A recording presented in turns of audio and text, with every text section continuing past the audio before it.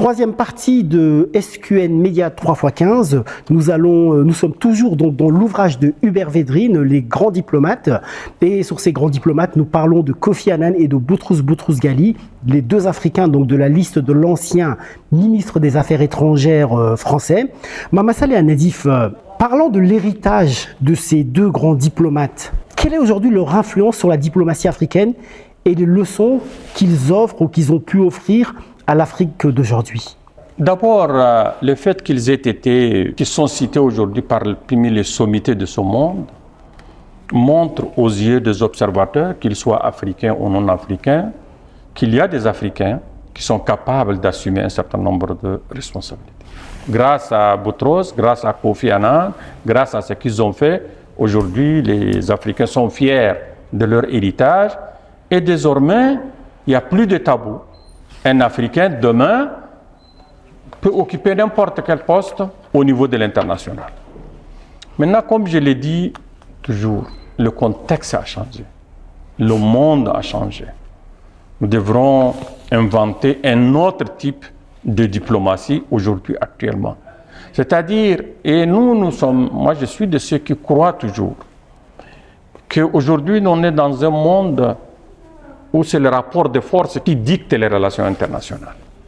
Et l'Afrique doit d'abord compter sur elle-même, se renforcer et pouvoir s'imposer. Il n'y a pas de cadeaux, il n'y a pas de philanthropes au niveau de la diplomatie internationale. Et donc, de ce point de vue, moi, je crois en des dirigeants au niveau africain qui peuvent s'imposer sur la scène internationale au niveau de leur pays, faire en sorte que l'Afrique soit mieux vue, mieux perçue, mieux respectée.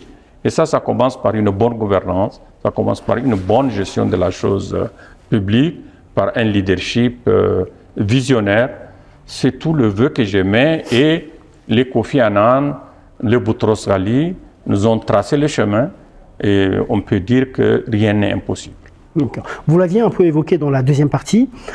Qu'est-ce qui a fait, selon vous, Mama Saleh Nadif, de ces deux diplomates, des dirigeants donc, de l'ONU, au sein donc, de ces puissances occidentales, des grandes puissances? Comment est-ce que deux Africains ont réussi à s'imposer à la tête de l'ONU? Oui, c'est là où je disais que après la destruction du mur de Berlin, on peut dire après la guerre froide, les grands de ce monde ont estimé que l'Afrique est mûre maintenant pour le poste de secrétaire général. Et donc, Boutros Ghali a été choisi comme premier à avoir occupé ce poste-là, 6e secrétaire général des Nations Unies. Et comme je vous ai dit, normalement, tout secrétaire général est élu pour un mandat renouvelable, une fois un mandat de 5 ans renouvelable.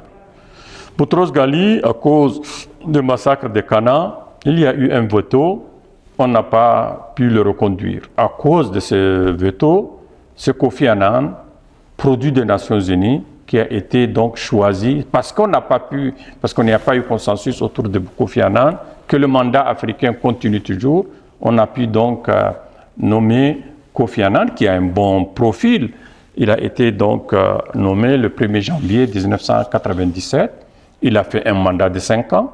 On lui a renouvelé un deuxième mandat de 5 ans. Il est resté jusqu'à 2006. Ce qui a fait qu'à cause de ce problème, on a eu 15 ans de président du secrétariat général des Nations Unies entre les mains des Africains.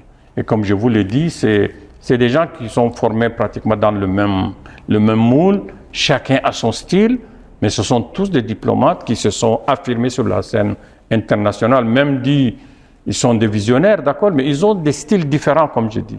C'est vraiment la finesse du côté de à la British de Kofi Annan, l'engagement purement oriental peut-être. Oui, oriental, c'est possible, effectivement, de Boutros Ghali. Mais ils sont complémentaires parce que moi, je les ai vus travailler ensemble. Je me rappelle quand Kofi Annan était devenu secrétaire général, nous l'avons vu en tant que envoyé de nos collègues des affaires étrangères. J'ai fait partie d'une délégation qui a rencontré Kofi Annan.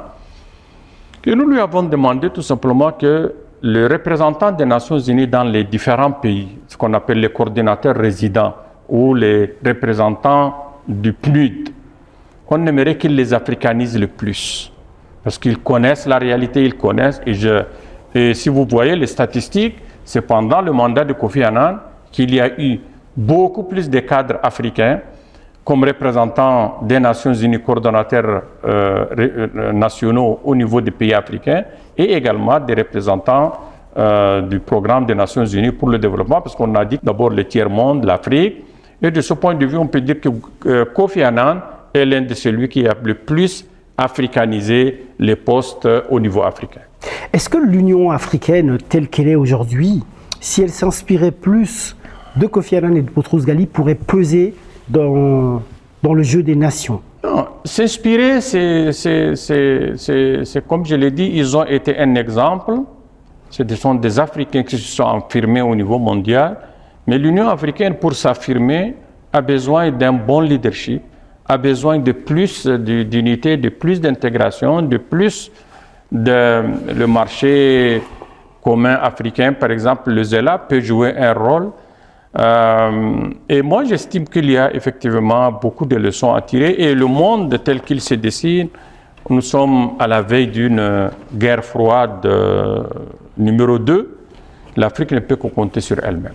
C'est-à-dire qu'il faut d'abord compter sur nos propres capacités économiques, améliorer notre gouvernance, intégrer plus nos économies et peser sur le plan international. Est-ce que il y a des visages, vous connaissez bien le monde de la diplomatie, que ce soit à l'Union africaine, à l'ONU, est-ce qu'il y a des visages, des personnalités qui se dégagent, qui pourraient être les nouveaux Kofi Annan, les nouveaux Boutros Ghali? Ah si, c'est sûr, il y en a. Moi, par exemple, dernièrement, à la fin du mandat du président Macky Sall, j'ai pensé à un Macky Sall à un niveau international. Malheureusement, la fin de son mandat a connu quelques... Mais ce n'est pas du tout le même profil. Macky Sall a exercé des fonctions présidentielles, mais les autres n'ont pas exercé de fonctions, je dirais, à ce niveau-là. C'est des purs produits de l'ONU. Je veux dire, dans le sérail ONU aujourd'hui, est-ce qu'il existe des profils qui pourraient être des nouveaux Boutros Ghali? Vous savez, il y a tout un changement de génération. La génération de Boutros Ghali, de Kofi Annan est pratiquement en fin de cycle. Maintenant, il y a des jeunes qui commencent à faire leurs preuves. J'en connais beaucoup, je ne vais pas les citer. Ah, ce serait intéressant si vous pouviez les citer. Mais oui, j'en connais beaucoup. Des jeunes femmes, des jeunes hommes, peut-être des noms qui vont... Non, on va faire des recherches après. Moi, j'aime pas toujours me prononcer comme ça. Mais je vois vraiment de jeunes de la cinquantaine, soixantaine qui émergent, des anciens diplomates, d'anciens ministres des Affaires étrangères, que ce soit chez les anglophones, chez les lusophones, chez les francophones. En tout cas, il y a de l'espoir. Moi, je vois qu'il y a des personnalités qui peuvent bien jouer une fois de plus le rôle d'un Kofi Annan ou d'un Boutros Ghali. Malheureusement, vous savez, c'est des choses de rotation. Il y a l'Europe, il y avait eu l'Afrique, l'Asie c'était Ban Ki-moon. Il y avait eu Pérez de Cuellar qui était de l'Amérique du Sud, il y avait eu les Européens. Cette fois-ci, tout le monde pense qu'il peut y avoir quelqu'un de l'Amérique du Sud encore ou de l'Europe de l'Est. Tous parlent qu'il faut une femme. Là également, on a par exemple une dame qui est pour le moment vice-secrétaire générale des Nations Unies, Madame Amina Mohamed, qui est la vice-secrétaire générale de Guterres actuellement, qui a un profil d'un secrétaire général. Si demain, on veut choisir une femme, par exemple, à la cinquantaine, soixantaine, qui a travaillé pendant, elle est à sa 10e année, sa 9e année, elle a été ministre de l'Environnement au niveau de son pays, et qui a une grande expérience. On va conclure cet entretien, Mama Saleh Al-Nadif, en revenant donc sur l'ouvrage qui a fait l'objet de notre entretien. Que pensez-vous de ce genre d'ouvrage qui revient? Moi, personnellement, j'ai apprécié ce livre. Je ne suis pas du tout du domaine, mais vous, en tant qu'homme du domaine, est-ce que vous avez découvert des figures de la diplomatie à travers l'histoire parmi ceux qu'a choisi Hubert Védrine? Oui, en effet, le choix a été judicieux parce que Hubert Védrine, c'est un grand écrivain, c'est un grand penseurs, j'ai apprécié le livre pour une chose principalement. Les Occidentaux savent déifier ce qui émerge, savent déifier le leur et leur jeter des fleurs. Nous, au niveau africain, on n'a pas atteint ce stade-là. Je l'ai apprécié parce qu'il a déifié Boutros, il a déifié Kofi Annan. J'aurais aimé un autre Africain puisse se lever, prendre sa plume et écrire sur les diplomates africains. Qu'est-ce qu'ils ont fait? C'est ça qui met... Nous, on voit africains, on se critique plutôt au lieu de se plutôt reconnaître certaines valeurs qui se sont imposées. C'est ça que je reproche toujours, ou que je me reproche même toujours d'ailleurs, moi. On ne parle pas souvent de nous, on attend que les autres...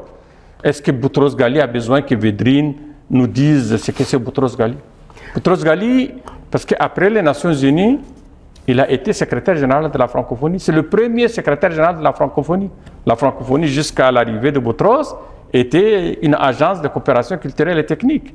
C'est au Liban, je me rappelle, en octobre